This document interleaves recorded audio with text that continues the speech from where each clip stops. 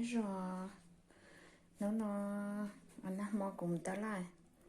cũng mong cơ cùng bỏ cho tận bùa nó nhỏ bể lúc ta la lệch lệ thơ rồi cũng bỏ xí thế rồi là những mùa ấy gì mà của chị bỏ thơ rồi xí tôi chỉ kể ít kilo rồi yêu chỉ cho xí là tóm lại gì nhé nó chỗ cái để tận bùa xí mà ít kilo nó như tao đâu trở thế không hoặc là cũng muốn lại kia cho lại qua la nhớ tới cái nhẹ không muốn nữa qua barbecue không á bỏ cái số nó sẽ lại tao không muốn la xì nào nãy giờ không bỏ cái số nó sẽ tao nhưng cá cơ vì thì ít cho là nhẹ nó tầm bùa hãy cho chị nhẹ vậy cho nhẹ tầm bùa này gì nó lại tới đây nó gì mới từ từ dù chuyện cái nó barbecue tao tao vô nó qua nó nó chị với thứ nhẹ nó chỉ muốn nó bỏ cái số là có nó sẽ chị cá lẹt cá sao chị cứ ta tao mất lại nói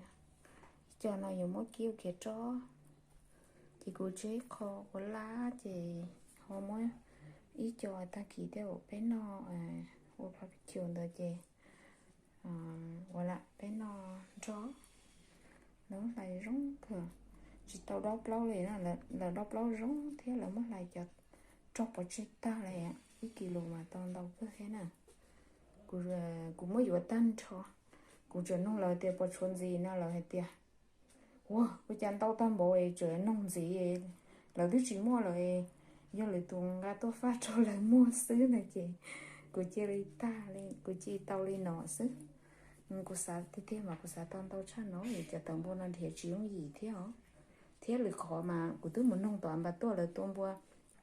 mua tao mà ít kilo cái do ó trâu chậu thì chỉ mua ít chân cho yo lo li on đi lo in đi đâu lo on đi non cho nữa chỉ ít kilo cái yo ở trong chậu để thế hả thì vừa đó anh nói chỉ yo khỏi phăng chi cha này chỉ yo tự nhiên là tự sự chỉ yo cho này chỉ rong yo cơ này nó còn nó nè thì chỉ yo thì cái cho nó mà cho cũ nó mà cũng sẽ tới khỏi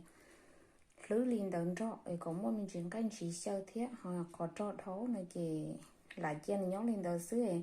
thời có tụ có một ký để kia cho Peter Pan đây này chỉ sót cậu này nhở họ cho nhẹ lên nó mà thổ có một ký này chị thổ có nó phải sẵn nó đầy tự nó xứ mà để xin mà thổ có một ký này chị nửa nửa chỉ đi cậu quý tu đi nó nè chỉ chùa rong nó nè thế chỉ chùa rong gốc hẳn voilà là chị lên đến đây bảo phiếu này cho ta làm được lịch lên sẽ ta xin nó là ta tỏ mua nào dù nó là mua tao trả tao dạy sẽ là bỏ mua nữa nhớ là phải cho mua cái sao lên đó xứ xin chi đồ nữa